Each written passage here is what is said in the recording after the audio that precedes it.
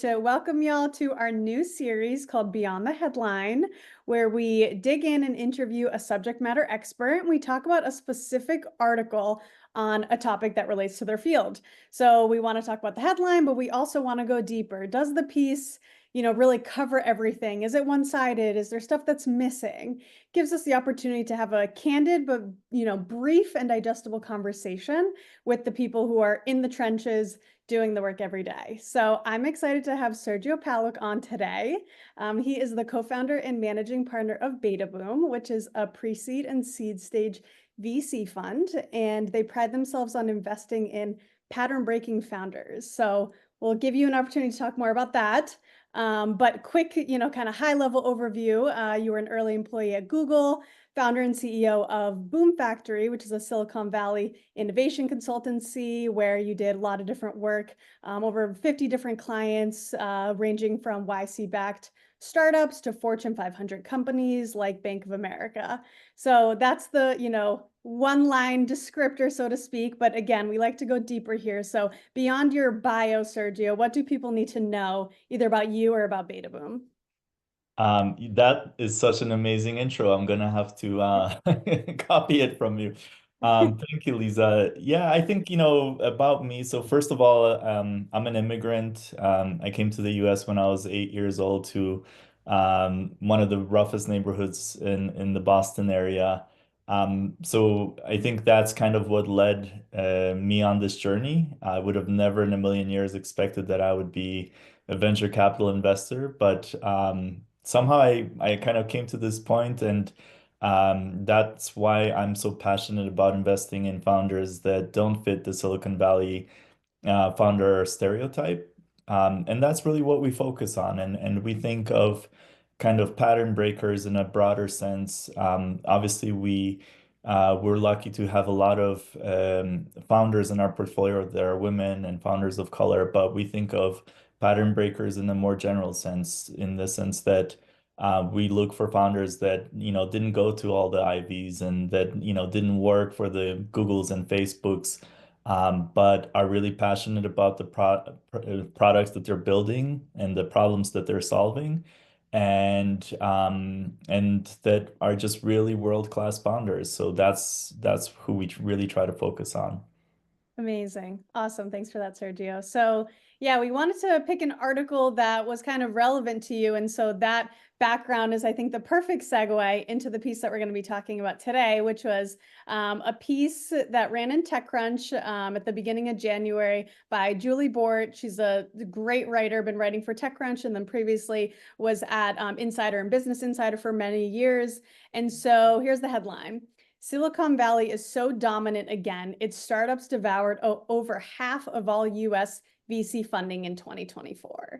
So I'm curious your take. Obviously, the data is the data, which did come from Crunchbase. And so what are your thoughts about that headline?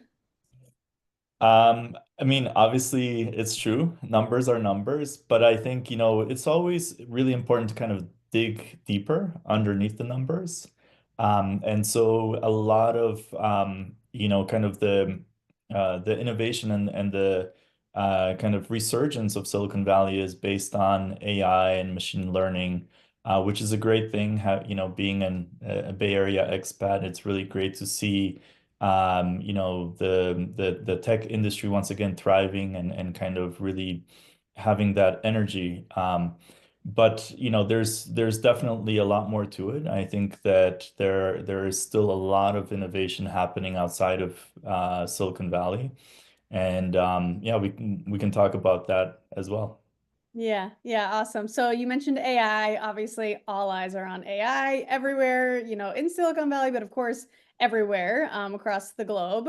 So with that funding, the data showed that 90 billion of it was not surprisingly from the huge AI players, OpenAI, Databricks, Elon Musk's XAI, Anthropic. So knowing that so much of it was really attributed to those huge AI players, what's your reaction to that? Well, I think that those are the details, right? So, so yes, there has been a lot of funding going to the Bay Area, but I believe the top 4 or 5 companies listed in the article sucked up 30 billion of that 90 billion, so 1/3 of it. So if we take them out, the kind of the skewness that the article mentions isn't really as pronounced. And so when we're talking about kind of smaller startups, medium-sized startups, there's still, I think, a lot of activity and a lot of investment happening outside of the Bay Area. Yeah, yeah.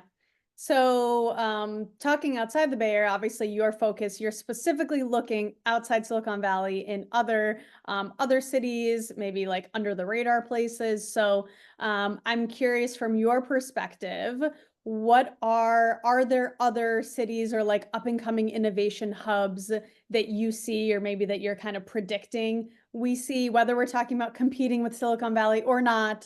But just like places that people should keep an eye on that you've seen a lot of innovation happening. Yeah, I think, so first of all, there are really interesting companies being built everywhere, not even in cities necessarily, in big cities or even regional cities, sometimes in even much smaller cities or I wouldn't say necessarily rural areas, but really innovation is happening truly everywhere. Mhm, Um, Having said that, I think that there's we're kind of seeing an interesting migration or dynamic. So there are some areas that are kind of particularly interesting and kind of seem to be up and coming. One of those areas I would say is in Pennsylvania, so specifically Pittsburgh, with Carnegie Mellon and University of Pittsburgh. There seems to be a lot of really interesting AI and machine learning research. Graduates that are building AI machine learning companies, they're potentially migrating out.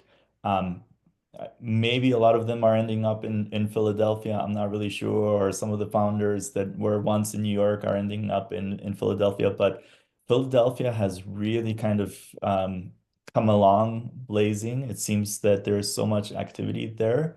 And that I would say is a fairly recent kind of phenomenon. We do keep track of internally within Beta Boom where our deal flow comes from, and Philadelphia has really shot up in the last 2 years or so. Once again, I think it's kind of a really great geographically positioned place to build a company because it's close to New York, it's close to DC, which is another fairly kind of prominent tech hub. mhm. And then you also have the AI/ML talent from Pittsburgh. So I'm really bullish about Philadelphia, and obviously it's an amazing city. Um, then I think further down south, we've been seeing a lot of activity in Texas, not surprisingly, but not just in Austin. And I think that's the really interesting part. We're seeing a lot more companies being built in Dallas, in Houston, San Antonio, and which I think is once again super interesting. They're cities that are far away, but probably driving distance for most of us. And really, really distinct ecosystems, but definitely a lot of innovation happening there. We do have a portfolio company in Houston, for example. And then beyond that, we've seen kind of I would say a pullback a little bit from Miami. It seems like some founders and investors have left Miami. I know that was like a very frothy place for a while. Um, and then the other kind of area that we really are kind of looking at is also the research triangle. And part of that is because Beta Boom is fairly focused on digital health. And so there's a lot of health research in the triangle, Mhm, more maybe on the medical devices and wet lab side of things, but there are definitely some really interesting digital companies that are being built in the triangle. So I would say those are maybe my top three places, but yeah, I mean, innovation is definitely being democratized as far as geography goes. Awesome. Yeah, thank you for calling that out. And it's always interesting, there are always the waves. So what's the next big tech hub? And I feel like after the pandemic, it was, is it Miami? Is it Austin? Which, you mentioned, because I think everybody was keeping a close eye on those for a little bit, but just with trends, they come and go quickly sometimes. And so now it's, we're back to Silicon Valley. The major hubs are always going to be there. So I appreciate your insights and for us to be able to kind of spotlight some of these other cities and be able to keep an eye on them. So thanks for calling Yeah, those for sure. out.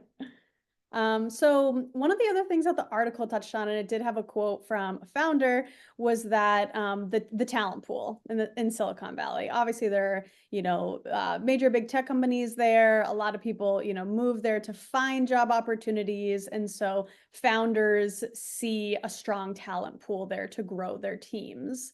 Would you agree with that sentiment? Kind of based on the founders within your team, and what's your perspective on that?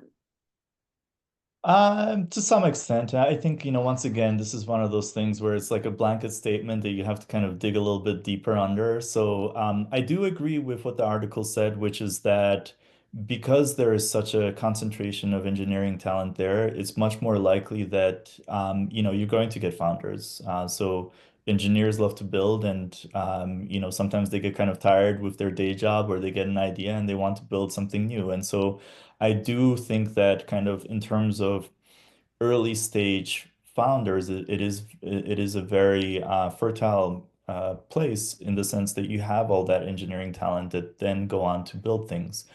Um, More broadly, though, as the company grows, as companies grow and start hiring talent, I think that that's not necessarily true. I mean, there is definitely talent in the Bay Area, but there's also really, really high competition. So, what I always say is, yes, there are a lot of engineers, but there's also a lot of startups. And so even at the early stages, and then on top of that, you have to compete with really, really well-funded and very, really rich, for lack of a better word, incumbents like Google and Facebook, etc. And so I actually think that in some ways it might be even harder for early stage companies to get top talent in the Bay Area, and they might actually be better served getting talent elsewhere, um, Hmm. which we've definitely seen play out anecdotally, not just in our portfolio, but our focus is on rising tech hubs, and we see that at the early stages. Um, Companies are able to bring really outstanding talent in places like Chicago or Kansas City or Salt Lake where we are. Yeah, once again, I think there is some truth in that, but not but I would look at it slightly differently. Yeah, yeah, that makes complete sense. Of course, so much competition, kind of on all the sides. So makes Yeah. sense to broaden the perspective a little bit. So Yeah, actually, Lisa, and if I can add to that, I think like one other thing that is really important to think about in this dynamic is just this whole concept of remote work. And when in my first career when I was at Google, I was already working with teams across the globe. So this was, I'm going to age myself a little bit, but in 2004. So, remote work and working with remote teams is not unique. It's not new. And big corporations do it all the time. And so I think in some way, being outside of kind of those big tech hubs as a small startup is an advantage, so long as you can be open to broadening your talent pool beyond just where you are. So if you're comfortable working with remote team members, I think being outside of the Bay Area or other big tech hubs can really be an advantage because you can really get top talent in, places like Bend, Oregon, or, St. George, Utah, that other bigger companies might not have access to. yeah, yeah. And you bring up a great point too, just in terms of remote work. And I'm curious from the early stage startups that y'all support. Of course, having that in-person like synergy and being able to work together on site, there is some magic in that, but it's also not necessary for every kind of company or every kind of team. So at this stage, we're X amount of years past COVID, things have shifted, then things have gone back. I'm curious for those early stage companies that y'all are supporting, are you seeing a lot of dispersed teams, or is that in-person collaboration still an important, fabric for that early stage startup? In our portfolio for some of them, yeah. I mean, we do have some, founders that have a stronger preference for working with teams on site. But in general, I would say with our portfolio, most of our companies work with remote teams. Mhm. And, particularly kind of given the pullback, to back to the office, I think once again the ball is kind of in the startups court, in the sense that before when the big tech companies had more of a kind of liberal out of the office remote policy, then startups had to compete with them for talent that were outside of those major tech hubs. But now, with that pullback, I think startups have much better access to that to talent everywhere. Yeah, definitely. Yeah, awesome. Okay, cool. So I'm wondering, with again, a part of our large part of our conversation here is about, Silicon Valley and the major hubs. So I'm curious from, you're in touch with, I'm sure, a lot of other VCs, a lot of emerging managers, kind of within your world, within those VC circles. Do you feel like there is a stigma around investing in startups that are not located in Silicon Valley or a major tech hub? And if so, I guess how do we combat that? So I would say that there definitely remains a stigma, but I think, it's been changing for a long time. And I think COVID really accelerated that because all of a sudden, VCs weren't able to meet face to face with founders and then kind of, with more distributed teams. I think it really opened up, the eyes of a lot of investors that there are really amazing companies being built in all over the US, all over the world, and that talent truly is universal and can be found everywhere. So it's changing, but there's definitely, I would say, still a bit of a preference for a lot of, especially Silicon Valley investors. I think like if we were talking about New York City investors, they're a lot more kind of open-minded. And there are some advantages certainly to being based in a tech hub in the sense that you can go and have coffee with a lot more investors that you can in Kansas City or Salt Lake. Um, and there, if you're serving kind of, if you have a company that is serving other startups or tech companies, it's really nice to have that concentration of potential customers in one place where once again you can go and visit them in person in their offices. So Mhm. there are some advantages, but generally speaking, I think that the trend is definitely continuing to kind of migrate towards more open-mindedness and at the end of the day, if you are building a business, I always say, to our founders that if you put up the numbers, it doesn't matter if you're a Martian on a spaceship, they will find you. Yeah. And so, if you're building a business and it's growing really, really quickly and you're putting up the numbers, it really doesn't matter who you are or where you are. Investors will be interested in what you're building.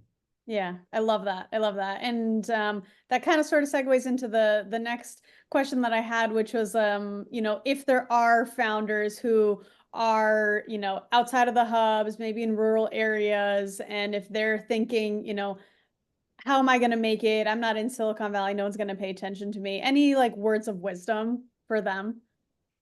Yeah, I think once again it goes back to fundamentals. So build a truly amazing business, put up the numbers, grow quickly, show that you have really strong customer engagement, user engagement.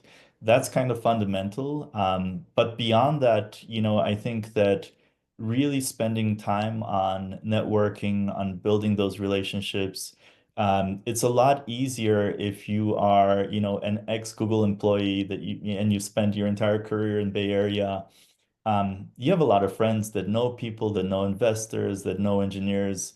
If you are, in other kind of smaller geographies, that network might not be as broad. It probably isn't as broad. So you have to put a little bit more time to building it. So once again, build your company number one, build your network number two, really be intentional about that. And I think, you can absolutely overcome those kind of challenges as a founder building your company in a rising tech hub. Awesome. Yeah, Sergio, I really appreciate your perspective because you did spend so many years in Silicon Valley. So it's not like you're sitting here saying, like, we need to focus in these other areas with zero perspective on what, life and opportunities are really like there. You were boots on the ground there doing the work for a very, very long time and supporting entrepreneurs. And now, your focus is intentionally outside of that. So it's Yeah. so great to hear your perspective and your advice here. So anything else that we didn't cover that you feel like is important for folks to know? Um, Not well. I mean, I just think I'm just really excited about founders outside of like the thing that really bugged me about the Bay Area was that it really felt like a bubble. Hmm. Like whatever the trend was, everybody was, every founder was building whatever the latest, shiniest thing was. All the investors were investing in whatever the shiniest thing was of that day. And I think founders that are outside of the bubble have such an amazing advantage because you're removed from all the hype and you can really focus not on trends that come and go, but you can focus on solving really meaningful and big problems that are going to be here today, tomorrow, and years to come. And that's how you build really massive and enduring businesses. Hmm. Amazing. Love that. Awesome, Sergio. Well, if folks want to learn more about Beta Boom or they want to connect with you directly, what's the best way for them to do that? So our website luckily is very easy to find, betaboom.com. And I would say probably the best way to kind of stay in contact with me is on LinkedIn. Awesome. Great. All right, Sergio, we appreciate you so much. And thanks y'all for tuning in. We'll see you next time on Beyond the Headline. Bye. Yeah. Bye.